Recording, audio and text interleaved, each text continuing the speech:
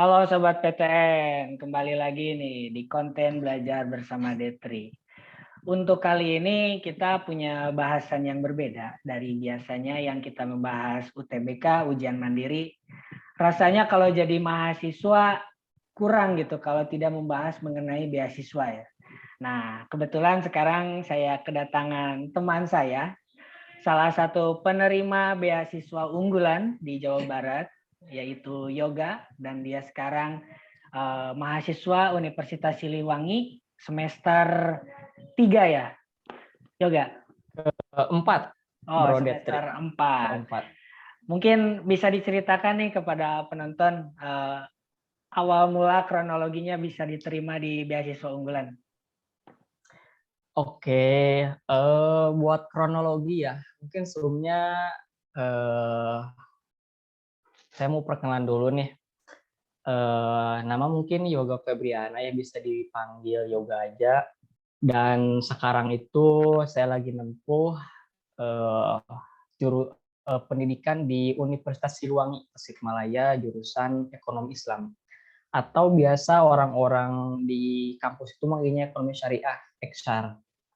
Nah, buat cerita awal saya dapat beasiswa mungkin apa ya, kayak kebetulan atau gimana gitu. Soalnya saya sendiri gak nyangka gitu pas pertama kali dapat pengumuman, ternyata lolos kayak gitu.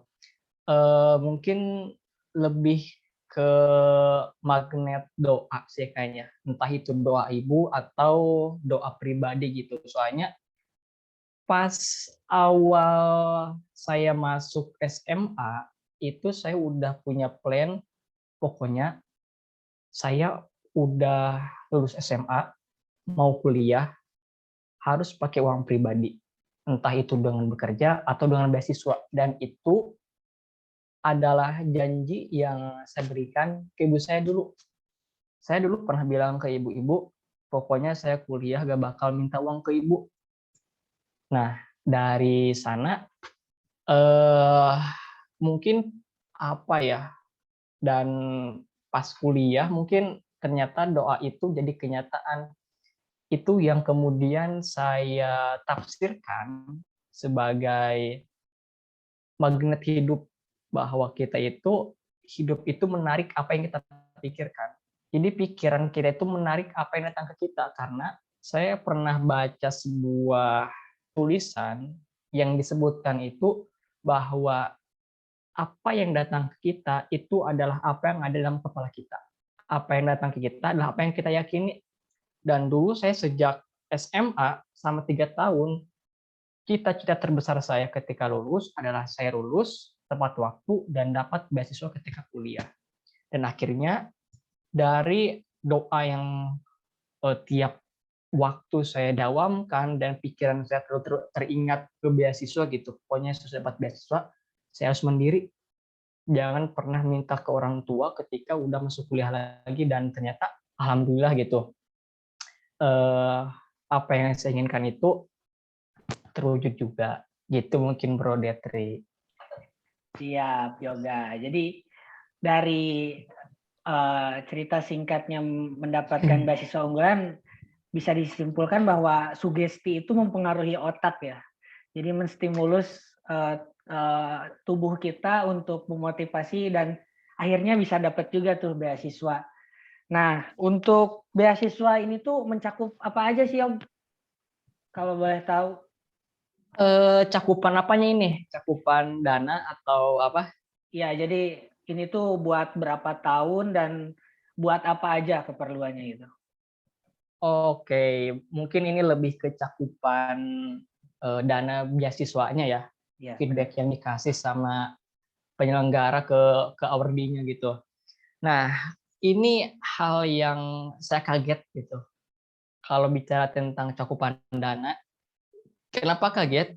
Karena di awalnya pas saya daftar itu saya nggak tahu, saya nggak pernah kepoin batch unggulan apa. Saya dapat info itu dari kakak saya.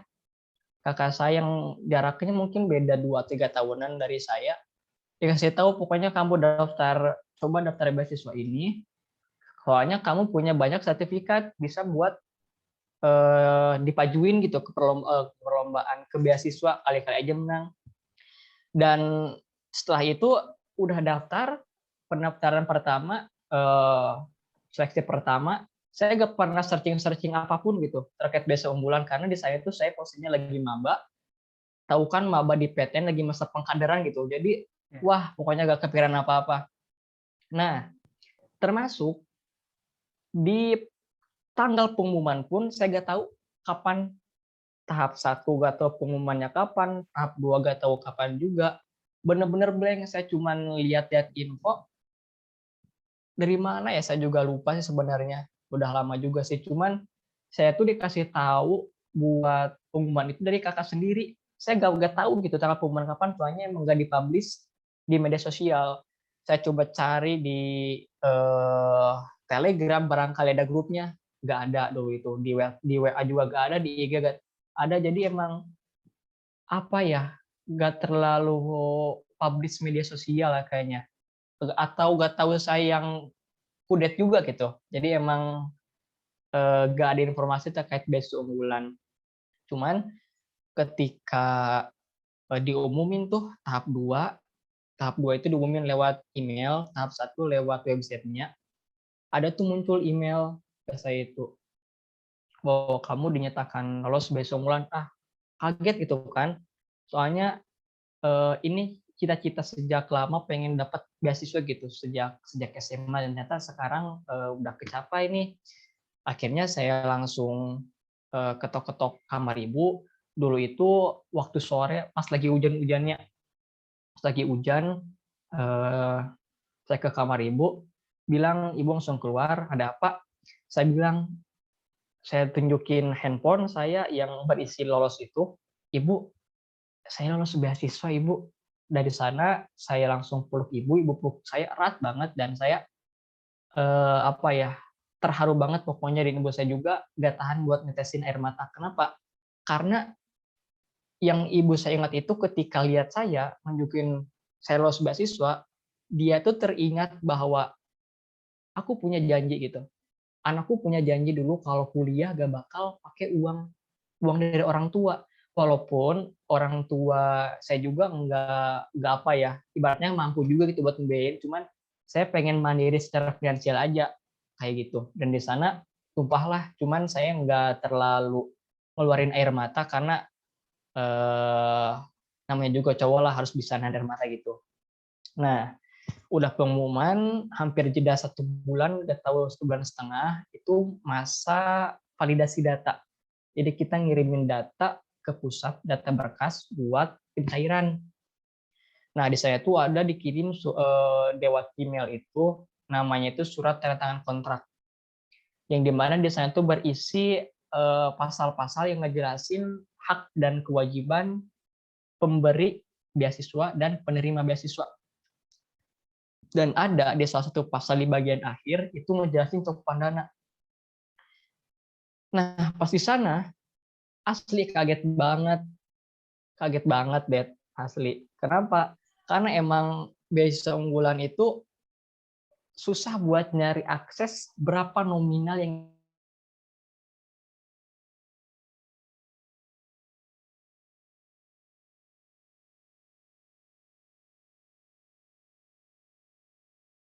asli. Ini baru pertama kali saya itu dapat uang segede ini. Sebelum-sebelumnya kan saya paling dikasih berapa waktu SMA, tapi ini langsung gitu. Jadi kayak orang yang emang bener-bener mendadak kaya aja gitu buat sekelas saya gitu. Nah, buat cakupannya itu ada berapa ya? 1, 2, 3.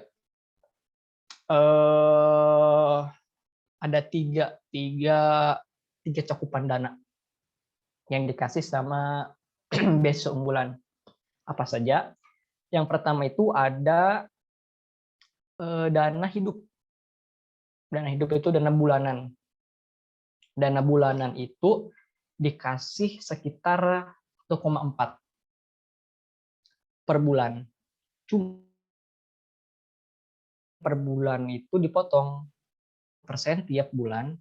1,4 itu jadi yang keterima ke kita cuma 1,2, 1,25 lah pasnya itu. Nah, 10% itu kemana? Jadi 10%-nya itu dipegang sama penyelenggara beasiswa buat ditabungin. Itu tabungan kita. Jadi kita tiap tahun itu tetap nabung 10% dari uang bulanan kita. Yang nanti 10% itu bakal ditotalin di akhir buat pencairan terakhir. Pencairan setelah kita lulus wisuda nanti. Nah, jadi ketika nanti kita udah tingkat akhir, kita bakal disuruh buat upload file apa sih skripsi kita buat syarat pencairan terakhir. Nah, pencairan terakhir itu adalah 10% tiap bulan yang kita tabungin.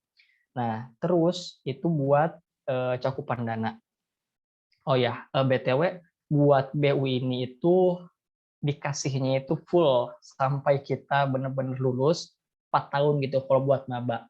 Jadi jalurnya itu ada emang jalur mahasiswa baru, ada jalur mahasiswa ongoing. Buat mahasiswa ongoing itu tuh maksimal semester 3. Nah, kebetulan kalau saya itu daftar pas jadi maba, dan alhamdulillah keterima. Jadi full dari awal sampai lulus, udah gak mikirin apa-apa, cuman fokus belajar berprestasi aja, kayak gitu. Jadi itu buat tambahan info. Nah, itu buat yang cakupan dana pertama. Lalu cakupan dana yang kedua itu ada uang pendidikan, dana pendidikan. Dana pendidikan itu tuh uang UKT kita kalau kita di PTN. Kalau di PTS itu ada uang apa ya? Pokoknya bukan UKT namanya. Jadi ada biaya tambahan tersendiri buat di PTS. Cuman kalau buat saya yang di PTN itu cukup bayar UKT doang. Bayar UKT doang. Yang nanti nominalnya itu menyesuaikan sama golongan UKT di kampus masing-masing. Jadi itu pembedanya. Yang UKT itu kadang ada orang yang dapat lebih tinggi dari kita, ada yang lebih rendah dari kita. Jadi menyesuaikan dengan golongan UKT kita masing-masing. Buat cakupan dana yang lain itu tuh apa ya? Tetap sama aja nominalnya. Cuman yang membedakan di nominal uang pendidikan, dana pendidikan. Nah, itu. Terus yang terakhir itu ada satu lagi. Ini yang paling menarik dari beasiswa unggulan. Apa? Ada tunjangan buku. Jadi sama BU itu dikasih dana buku buat beli buku. Dan ini yang apa ya? Kalau buat saya pribadi benar-benar ngedukung buat ngembangin diri. Kenapa? Karena saya emang suka banget baca. Jadi pas dikasih uang ini tuh benar-benar ngesupport banget gitu buat ngembangin diri, buat terus baca. Dulu kan memang saya jarang banget beli buku karena apa? Karena ya uang dari mana gitu kan, mahal-mahal juga bukunya, jadi saya lebih sering main ke perpus. Tapi sesudah beli apa sih, bukan beli, sesudah dikasih bantuan dari beasiswa, saya banyak beli buku ke perpus juga tetap jalan. Kalau nggak ada buku di perpus baru saya beli buku sendiri gitu. Dan di sana saya banyak banget dapat wawasan lebih tentang buku-buku yang saya dapatin itu. Dan buku ini tuh bisa dibeli, atau bisa dibeli juga buat buku pendidikan. Nah, seperti buat buku kayak penunjang mata kuliah dan sebagainya. Itu nominalnya itu 1,8-an buat 1 tahun. Jadi semester itu bisa dapat 9 lah. Ya, ya. Nah, jadi kalau ditotalin itu karena BTW BU itu ngasihnya itu per tahun dananya, jadi bukan per bulan, bukan per semester.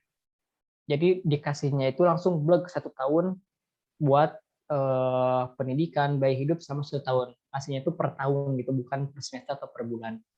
Jadi per tahun itu bisa dapat 25 ada, kalau aku 25-an sih. Tapi orang lain, awardilin ada yang dapat 30, ada yang dapat 27. Itu yang membedakan tadi di biaya UKT-nya. Mereka kayaknya tinggi-tinggi. Gitu. 25 bisa dikaliin aja, kalau setahun bisa setahun kalau sampai lulus dapat berapa tuh totalnya? 100. Kayak gitu. Sekitar segituan. Wah. Bahkan ada itu yang anak kedokteran bisa sampai 300-an itu. Ya, gede banget pokoknya. UKT-nya tinggi-tinggi kalau kedokteran kan ya? Nah, iya, jadi emang yang ngebedain di UKT aja sih, Nah, sisanya sama. Itu buat di cakupan dana di BU. nah, ya, Yok. Berarti, wah, mantap banget tuh kan. Kita udah dapat dana hidup, dana pendidikan, dana buku. Jadi kita tinggal mikir kita kuliah tuh yang bener aja. Kalau udah dapat beasiswa unggulan berarti ya. BTW, Nah, apa? Jangan lupa ya, ini BU tuh program Kemendikbud loh. Sebaik ini ternyata Kemendikbud, kita harus apresiasi setinggi-tingginya buat Bapak Menteri dan jajarannya ya. Nah, Yog, aku mau bertanya lagi nih mengenai seleksinya tuh, ada seleksi apa aja sih buat bisa keterima di BU ini? oke, buat seleksi ya. Buat seleksi dari tahun ke tahun tetap sama. Ada 2 cakupan dan kayaknya juga lazim dengan beasiswa yang lain, yaitu ada seleksi berkas tahap pertama sama seleksi wawancara. Nah, jadi buat di seleksi berkas ini mungkin yang dibilang cukup sulit juga. Kenapa? Karena banyak pendaftar yang ada kesulitan 1-2 persyaratan berkas.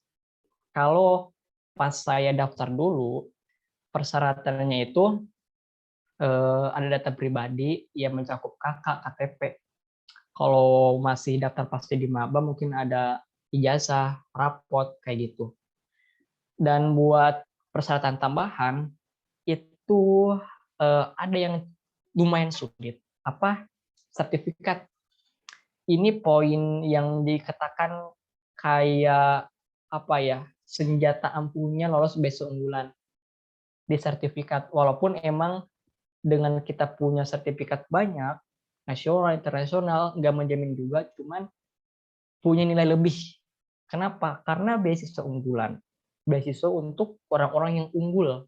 Dia gak mandang dia kaya, dia miskin, yang penting kamu punya prestasi, gua bakal terima. Itu dulu pas kita bincang-bincang sama koordinator beasiswa unggulan dari Kemdikbudnya. Jadi syaratnya itu kita punya prestasi. Nah, jadi eh ini syarat yang harus kita garis bawahi. Persiapan juga catat buat di sertifikat. Sertifikat nggak perlu prestasi perlombaan, nggak harus kayak gitu aja. Dulu saya itu masukin 3 jenis sertifikat. Sertifikat prestasi, seperti juara 1, juara 2, juara 3, yang kayak gitu. Kemudian sertifikat penghargaan, kayak misalnya penghargaan dari perpustakaan, penghargaan telah mengikuti program apa, dengan menjadi misalnya dengan menjadi siswa terbaik. Kemudian ada yang ketiga yaitu sertifikat keaktifan di organisasi. Misalnya buat sekarang yang ongoing bisa ikutan banyak webinar-webinar, seminar-seminar, itu sertifikatnya bakal ngebantu banget buat daftar di beasiswa unggulan. Itu sertifikat. Jadi dulu juga pas saya ngasih bimbingan ke anak-anak Unsil yang daftar beasiswa unggulan, saya bilang buat sertifikat kita gak harus punya prestasi aja, sertifikat prestasi, tapi bisa sertifikat penghargaan dan sertifikat keaktifan ikut webinar atau organisasi kayak gitu. Terus ada juga surat rekomendasi. Ini yang susah gitu. Ini menurut saya susahnya. Jadi kita disuruh minta surat rekomendasi dari instansi pendidikan. Bisa ke wali dosen, ke dekan, atau bahkan ke jajaran tertinggi di kampus gitu. Dan dulu saya itu mintanya ke wakil dekan. Karena yang saya tahu dan dikasih infonya dari kakak tingkat saya di kampus dulu, katanya kalau mau minta surat rekomendasi ke wakil dekan aja. Nah, saya kan langsung tuh ngubungi wakil dekan, Pak, saya mau minta tanda tangan buat suatu rekomendasi, barangkali bersedianya kapan, kata saya itu. Kata dia itu bilang, datang aja ke kampus, besok jam berapa, saya lupa jam berapanya. Nah, saya kan kaget, kenapa? Karena saya sebelumnya ke kampus Unsil baru 1 kali gitu, nggak tahu letak fakultas saya ada di mana, nggak tahu wakil dekannya itu siapa, cuma tahu di foto WhatsApp doang gitu. Jadi bingung ini fakultas saya di mana. Kebingungan, saya hampir nyari 2 jam waktu itu buat nyari fakultas gitu. Nah, itu buat lumayan menantang juga sih buat angkatan Covid buat pindah surat rekomendasi ke instansi terkait tenaga pendidikan. Karena dulu wakil dekan saya mintanya buat tanda tangan basah, nggak digital. Kenapa? Karena sambil dicap juga. Nah, enak kalau yang ngasihnya tanda tangan digital, kita nggak perlu ke kampus, lebih hemat biaya juga gitu buat transportasinya.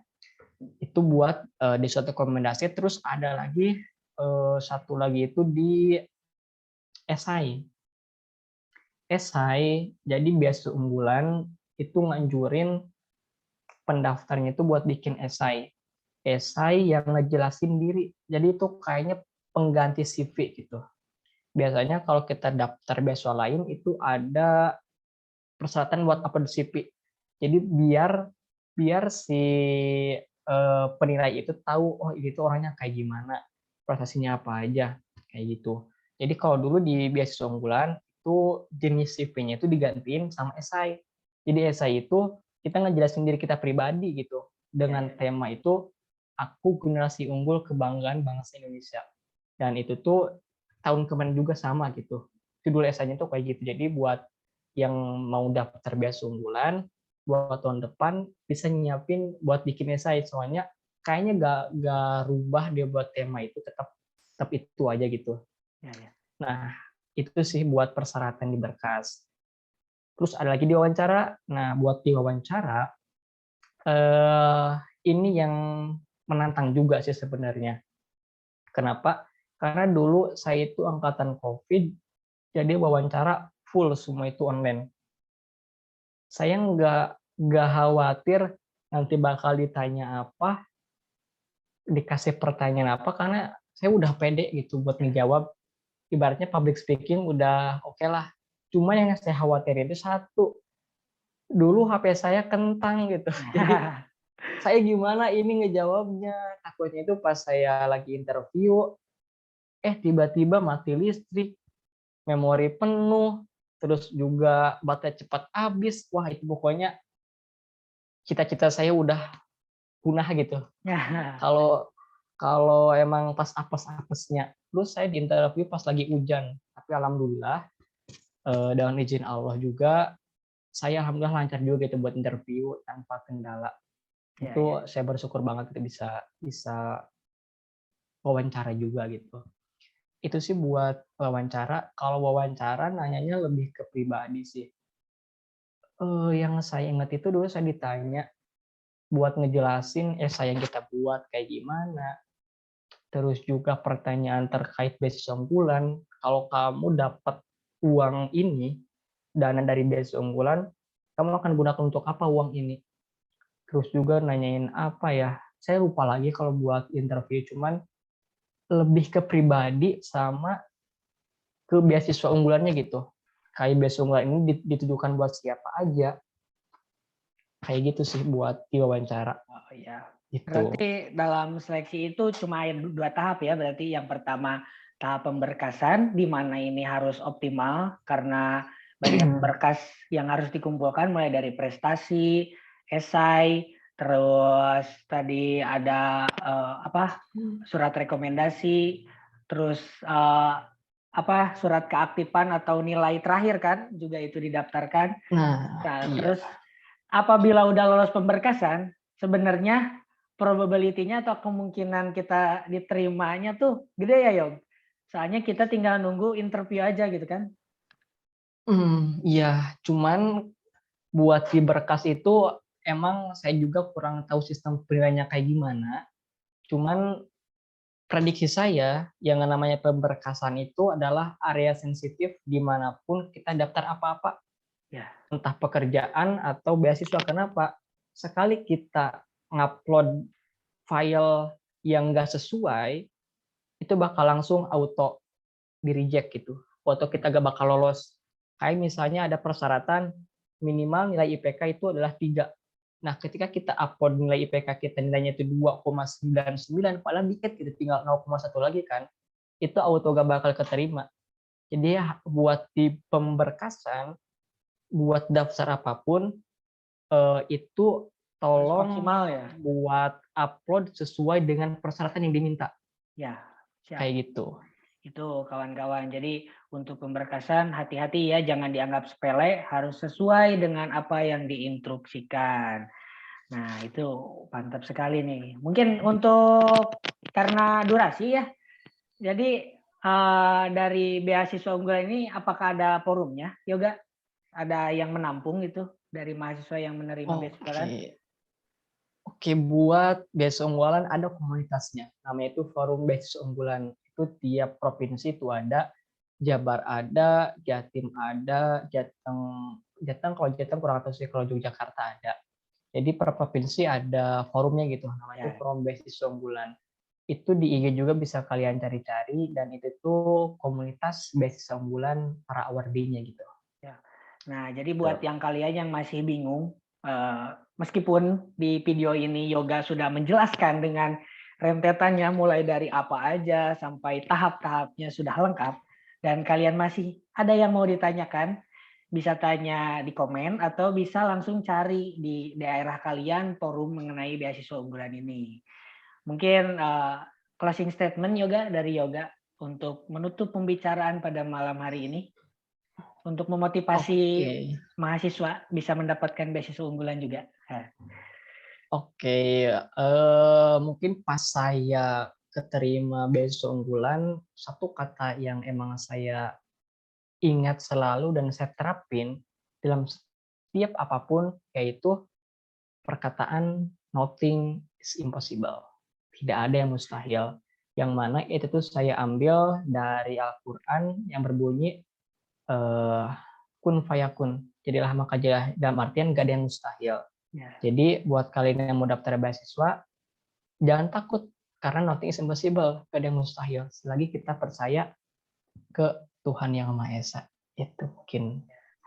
Terima kasih Yoga telah memaparkan pengalaman dan ilmu yang sangat penting nih buat kita para pencari beasiswa. Dan ingat, beasiswa tidak hanya beasiswa unggulan. Jika kalian gagal, banyak beasiswa sebenarnya tiap bulan yang rilis buka buka buat beasiswa gitu. Jadi yang penting kita berani untuk mencari dan berani untuk mencoba ya Yoga, untuk bisa mendapatkan beasiswa itu. Terima kasih Yoga telah menyempatkan waktunya untuk berbagi ilmunya. Mantap. Jangan lupa like and subscribe. For more info bisa langsung tanya ke IG-nya Yoga. Apa Yoga? Apa IG-nya? IG kamu IG, apa? Ya. IG @yf.ismawan. Ya. Bisa dicari ya. Dan kalau mau bertanya mengenai perguruan tinggi bisa langsung saja mention di IG saya D3AB. Begitu saja, terima kasih.